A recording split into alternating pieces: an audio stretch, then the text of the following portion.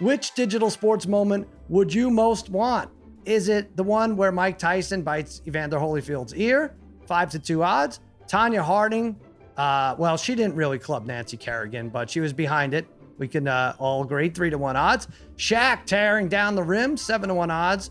Or the OJ police chase. 15-1 odds. Or Paul, like as is the case in all these, you can go with the field. Even odds. What do you say? I'd have to go the clubbing. Only because an act, and I don't mean to be insensitive here, but an act of violence with a bat or a stick involved in figure skating is hilarious to me. So, like the fact that like there's a mafia act, but it's with women's figure skating, I would have to go with that. It's just too perfect. You don't see it a lot now that you mention it. It's probably every 30 years. It doesn't come up very often. Happened in the 50s and then Not the Olympics. It's never going to happen again. Like it's you're never going to have that happen. I'm going to take the field. I'm going to go off the board and I'm going to choose Cleveland baseball team's 10-cent beer night. Have you guys ever heard this story? This is a great one. Oh, yeah. Cleveland baseball team. They were called something else once upon a time. They were playing, I believe, the Rangers. And it was 10-cent beer night. And there was no limit on beers like there is now. So people could go up and get as many beers as they want. And people brought bags of wine. They brought their own. Everyone was just shit-faced and puking into the bleachers. And it was getting like snippy on the field. And then there was like everyone just came down onto the field, full brawl, baseball players versus fans.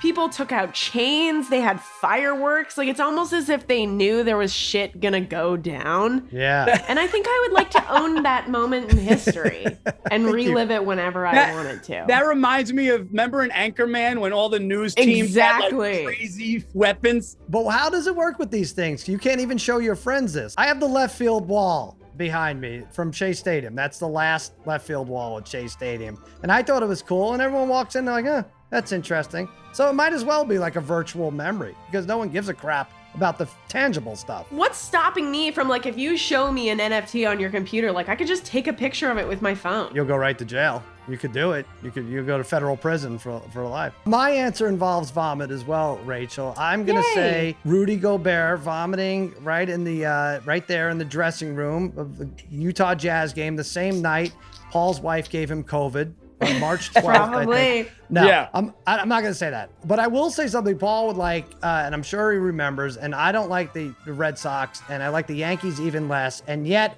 I would still take Pedro Martinez throwing Don Zimmer to the ground. Don Zimmer was well into his 70s. Rachel, you were probably 2 or 3 years old. A brawl broke out. Don Zimmer was a Yankees coach at the time. And he ran out there and he looked like Popeye and he's wide-eyed and he's crazy. And Pedro Martinez, the star pitcher of the Red Sox, just takes his head and just tosses it off to the side and he falls to the ground. And then a whole crazy brawl ensued.